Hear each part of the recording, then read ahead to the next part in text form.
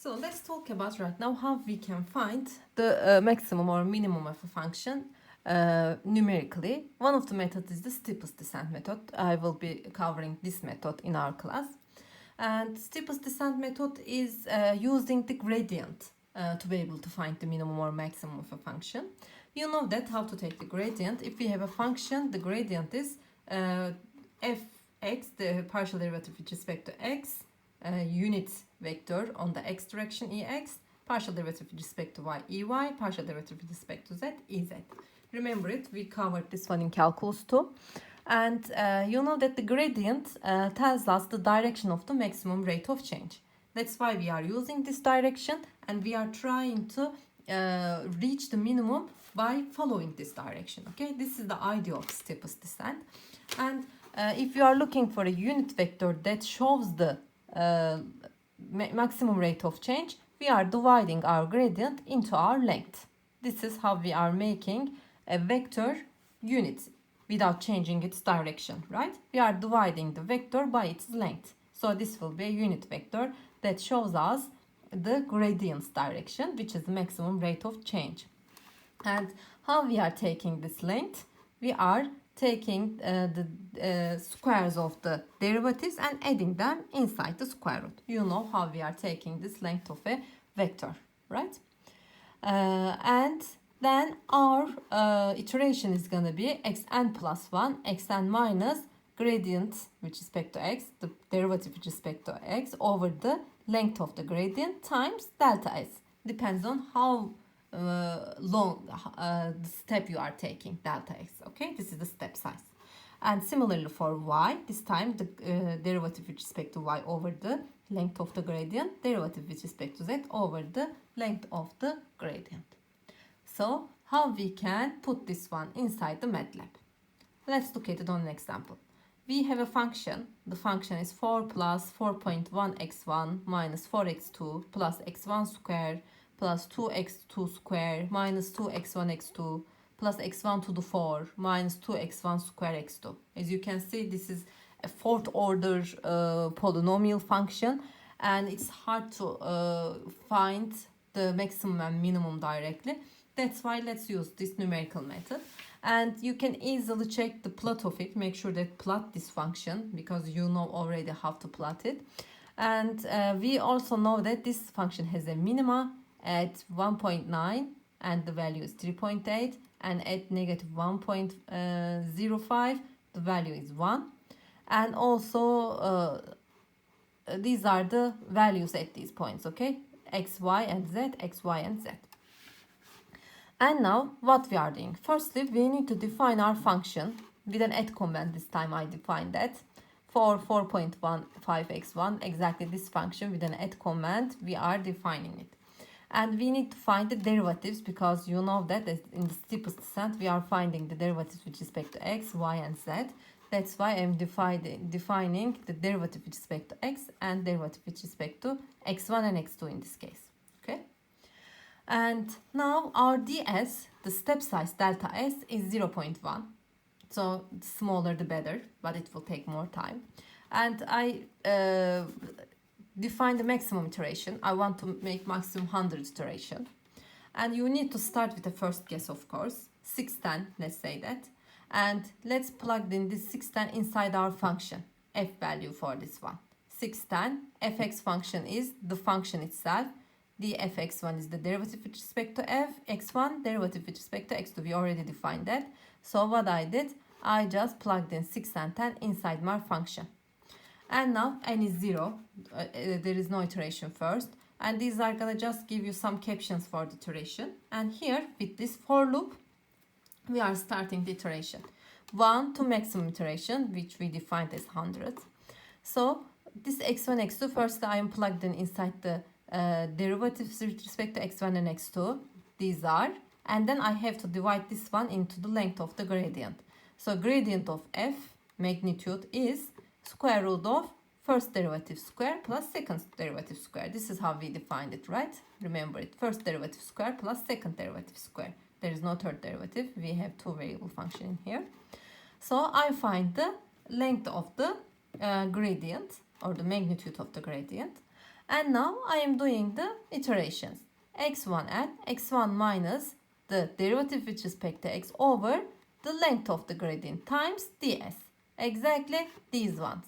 And now I have to do the same thing for y, or x2 in this case, x2 and x2 minus derivative with respect to x2 over the gradient of the magnitude and times that ds. And now we are plugged in inside this function, and we will check that if they are giving us a minimum than the previous result or maximum than the previous result. So if the last iteration is bigger than the previous one, you will say that okay, a minimum has been passed. After that iteration, you already find that, and it will give you the solution. And if not, it will update and it will continue the iteration. And another stopping criteria in here, if the iteration is bigger than the maximum iteration you defined, then you will say that we could not find any solution after that iteration. Okay? And give the result what you have, and this is gonna show you the result. And this is just a program for the steepest descent so that you can understand the method well. And here you go, and you can change these functions and you can apply for different functions. And as you can see, it says that 91 iteration, after 91 iteration, it finds the minimum at 1.9 and 3.9. And the value for the minimum is 0.9883. Let's remember it because we already know the minimum of that one. It is exactly 1.94384. And let me check that. Exactly, we found the result after 91 iteration with the steepest descent method, as you can see. Okay. So this is one of the numerical methods that you can apply to find the maximum or minimum of a function. Of course, we've defined for the minimum, but in general, all optimization functions are defined for minimum, because finding the maximum with the same program is easy. What you need to do is multiply your function with -1. So take the symmetry of this function. Instead of finding the maximum, find the minimum and take the negative of that value. Exactly this. So you can use exactly the same program, but instead of taking the function itself, multiply, put negative for this function. And for your f value, put negative for that. That's it. Then you can get the maximum for this function also with the same program. The idea is same, even for the MATLAB's already defined functions. Fmin mount and fmin search I will talk about.